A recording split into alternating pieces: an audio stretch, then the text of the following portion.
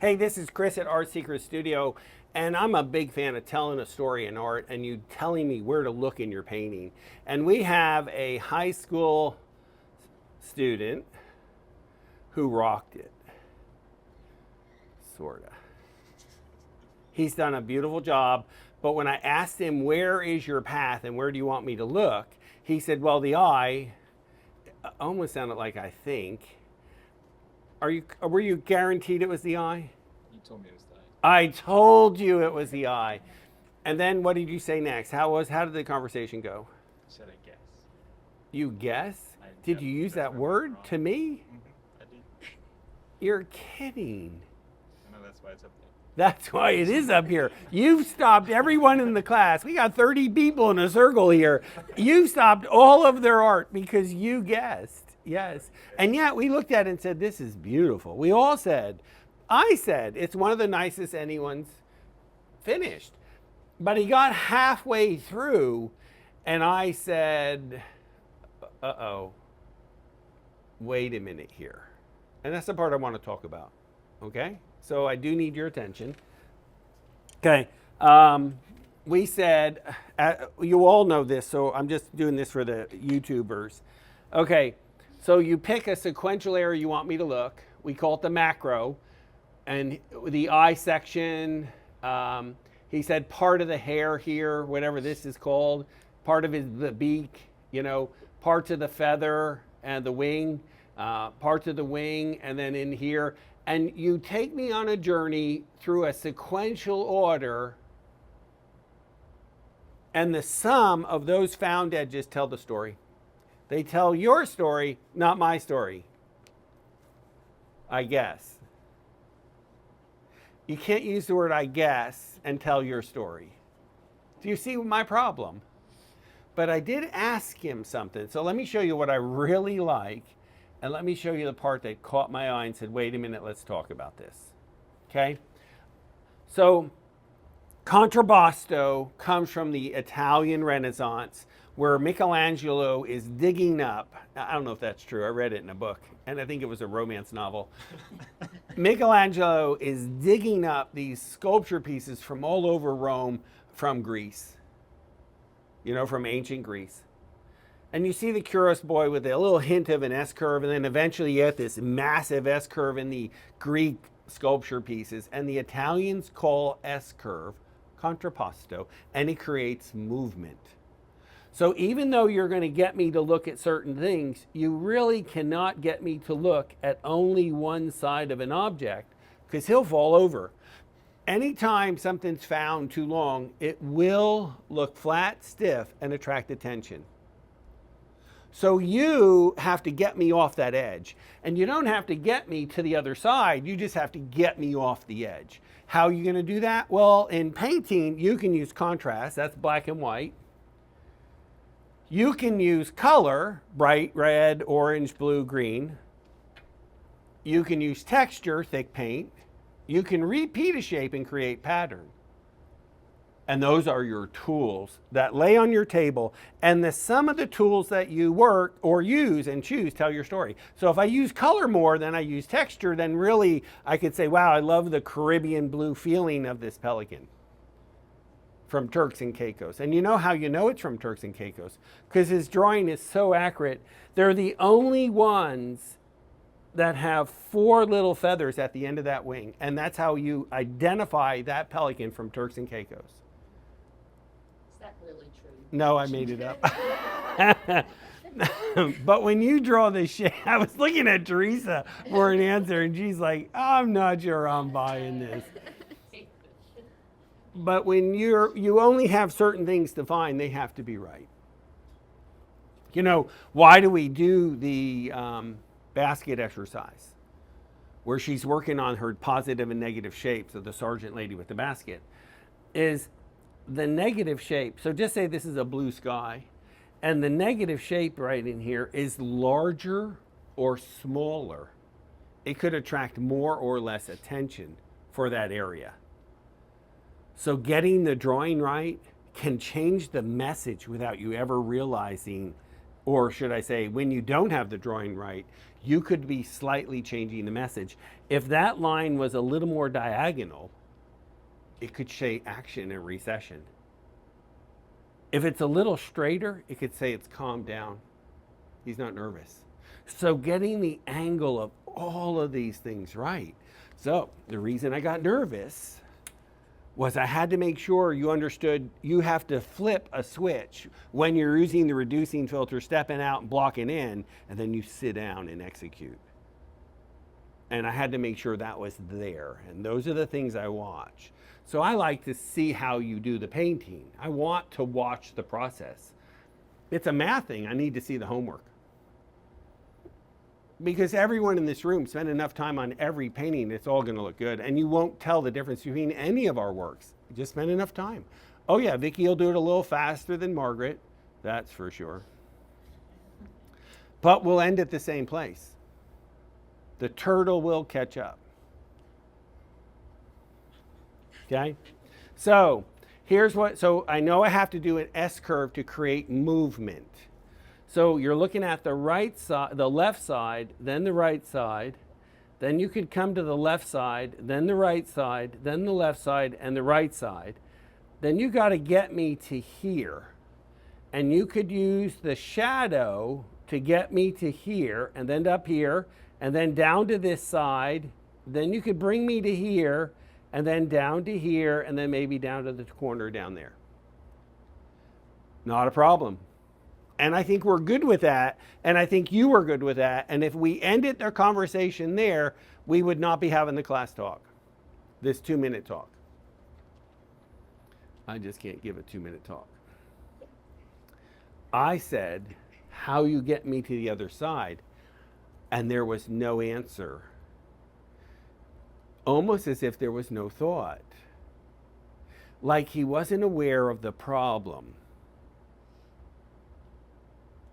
We're talking like you're not in the room. You understand? I'm talking to the class. Yeah. Yeah. So that's the reason for the talk. So here we are. You, as an artist, have to get me to the other parts. You've picked all these places to tell me where to look. How are you going to lead me there? So he could bring me up along the top to get me here. And then he could use the bottom shadow to bring me to the other side. Now we know the belly of the bird is closer to us, so he could be a little darker in here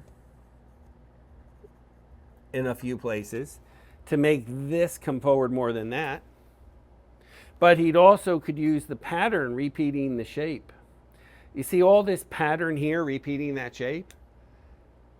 That might have to go.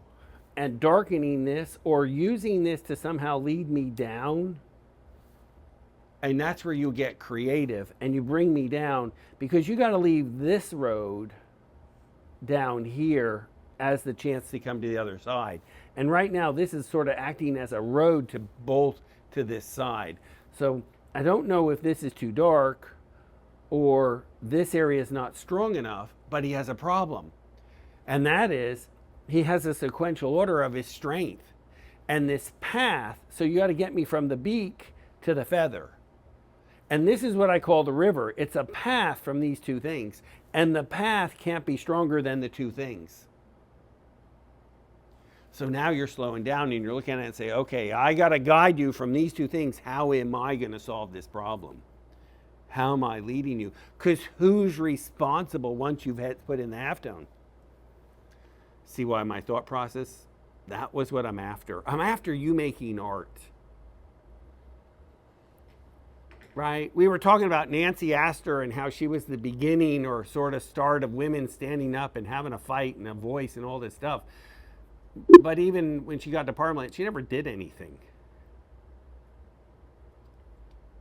Now, I know nothing about her, so we need to leave this and run from that comment right there. But I'm wanting you to do something with your art. I want you to have a voice. I don't want you to get all the way to Parliament and do nothing. Does that make sense? And I don't know why that's important to me. But it is. Or I wouldn't have stopped the class because of what you were doing earlier. I'm joking. but I did stop because of you. Thomas is my wife's assistant teacher. Are you driving yet? Really? Did that just happen this year? Maybe. Where you were allowed to drive on the freeway and put your life in jeopardy and things like that? In the past, like 4 years. Oh, so your mom she's over you now and said, go drive? Not quite. Not quite. Do you just do 285 or you do 85? I'm 85. I stay off of 85. It's too dangerous. There are too many people going 5 lanes and making a right. It's not worth it, especially at night. I get in the 3rd lane on 285 and I don't leave it. Because the trucks are in the first 2 lanes and then the nuts are in the 4th lane. And the old people like me in the 3rd lane. That's what I do. It has to be 10 minutes or longer for me to do 85. Or I do 285 around. So I suggest it. Okay, so you understand his problem? You're going to pick the macro areas where to look. Then you know, okay, I got to get you from here to here, but don't stay on one side. So then I'm going to bring you to the other side, to the other side. That means you're painting in areas between to guide. Because Sargent said, don't have the viewer jump from spot to spot without painting a path. Put pavers out, make it yellow. Do something that leads me where you want me to look. I think we can do this in every exercise just to make it a habit. There's too many things to think about. It has to become a habit by repeating it. I made a video yesterday, and normally I show that video all week, and I'm not going to do that.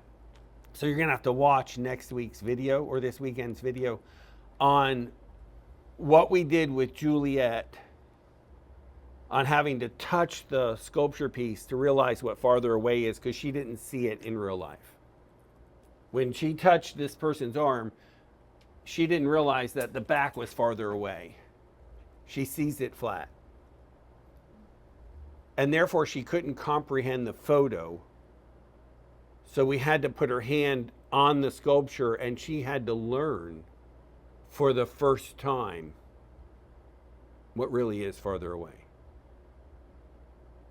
And someone in yesterday's class was having trouble learning how to isolate one thing at the Harnett because her eye kept going all over the place, and I couldn't get her to do the one task. I even wrote it down, the yellow book only. And every week she would start over probably 10 or 12 times. 12 times she started over. She said yesterday was 13. She said she can't stop looking at everything. Okay, was this morning. And I said, I get it. Not really. I said, it's my job for you to succeed, so let's find another way to teach this. So I took the paper, number 13, and I drew one book on it. That was it. And I gave her the task. 4 values on each side of that book. When you finish, you come to me. Done.